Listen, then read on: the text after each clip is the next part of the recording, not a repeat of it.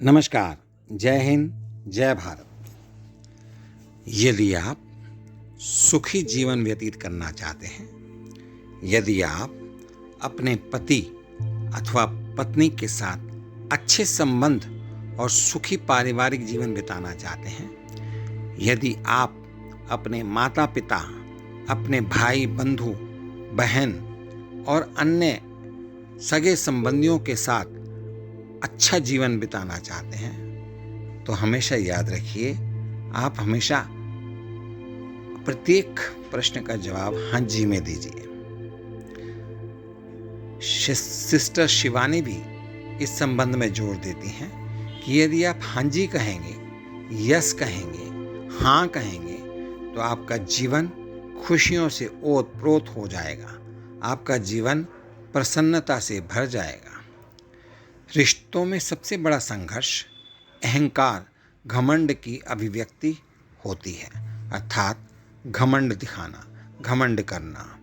अहंकार एक बात सिद्ध करना चाहता है और वो कहता है कि मैं हूँ, मैं ही अमीर हूँ, मैं ही सबसे बड़ा हूँ, मैं ही सबसे जानता हूँ। खुशी से ज़्यादा लोग चाहते हैं कि उनका दृष्टिकोण जीवित रहे।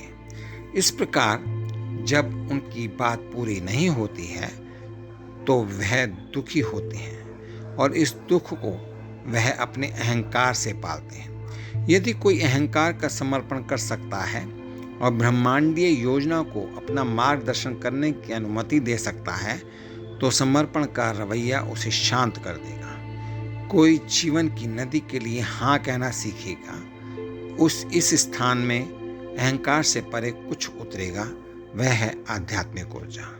इस आध्यात्मिक ऊर्जा में व्यक्ति आध्यात्मिक शरीर के संपर्क में रहेगा। यह आध्यात्मिक शरीर किसी के रिश्ते को दिव्य बना देगा। व्यक्ति को कामुकता नहीं बल्कि पवित्रता की भावना का अनुभव होगा। यहाँ तक कि यौन क्रिया में भी यदि कोई व्यक्ति मन से परे चला गया है तो वह स्वयं को शरीर से परे अनुभव करता है। व्यक्ति आध्यात्मिक ऊर्जा के संपर्क में आएगा। समर्पण करने से व्यक्ति सामान्य चेतना से आध्यात्मिक चेतना की ओर छलांग लगा देगा। पुरुषों को महिलाओं के बीच ज्यादातर झगड़े उनके मन में एक दूसरे पर उल्टी सीधी बातें करने के कारण होते हैं, अर्थात पति पत्नी के ऊपर और पत्नी पति के ऊपर अनेक प्रकार की बातें करते हैं, उल्टी सीधी बातें करते हैं, विरोधाभास वाली बातें करते हैं और एक दूसरे के ऊपर इल्जाम लगाते हैं, आरोप प्रत्यारोप करते हैं। उनका दिमाग उन पर हावी रहता है। समर्पण से व्यक्ति वर्तमान में होता है। यह उपस्थिति शोरगुल वाला मन नहीं, दूसरों को मौन तरीके से स्पर्श करेगी। शोरगुल वाला दिमाग ऊर्जा का रिसाव करता है, जिससे दूसरे की ऊर्जा नष्ट हो जाती है। समर्पित अवस्था में एक की उपस्थिति दूसरे का पोषण करेगी, अर्थात पति या पत्नी, अर्थात कोई भी सगे संबंधी के साथ यदि एक भी समर्पित अवस्था में है, एक ने भी हाँ जी कहना सीख लिया या समर्पण करना सीख लिया, तो दूसरे को उससे पोषण मिलेगा।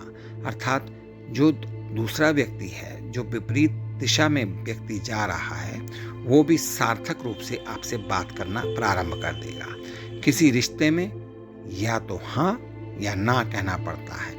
हालांकि अहंकार से आने वाली हाँ या ना प्रतिक्रियात्मक होती है और नकारात्मक से भरी होती है, जो दूसरे को संक्रमित कर देगी। याद रखें कि एक विचार को संक्रमण या स्नेह के रूप में व्यक्त किया जा सकता है। यदि हाँ या नहीं समर्पण भाव से आध्यात्मिक शरीर से आता है तो यह सक्रिय है, सकारात्मक ऊर्जा से भरा हुआ, जो दूसरे को पोषण देता है। एक दूसरे का पोषण करके हर कोई एक रिश्ते में एक खूबसूरत प्राणी बन जाता है। मैं फिर से रिपीट करता हूँ कि जब कोई सकारात्मक ऊर्जा से भरा हुआ है, जो दूसरे को पोषण देता है, एक दूसरे का पोषण करके हर कोई एक रिश्ते में एक बहुत ही सुंदर प्राणी बन जाता है। अब प्रश्न उठता है, क्या इस समर्पण भाव से व्यापार और कॉर्पोरेट जगत को मदद मिलेगी? क्या यह समर्पण भाव व्यापार में, कॉर्पोरेट जगत में सहायता करेगा? जब आप अहंकारी होंगे तो आप चूहे की दौड़ में फंस जाएंगे। इस चूहा दौड़ में अगर आप जीत भी गए तब भी आप चूहे ही बने रहेंगे। आप अहंकार के बिना प्रभावी ढंग से व्यवसाय कर सकते हैं। आप खुद को साबित करने की कोशिश नहीं कर रहे हैं।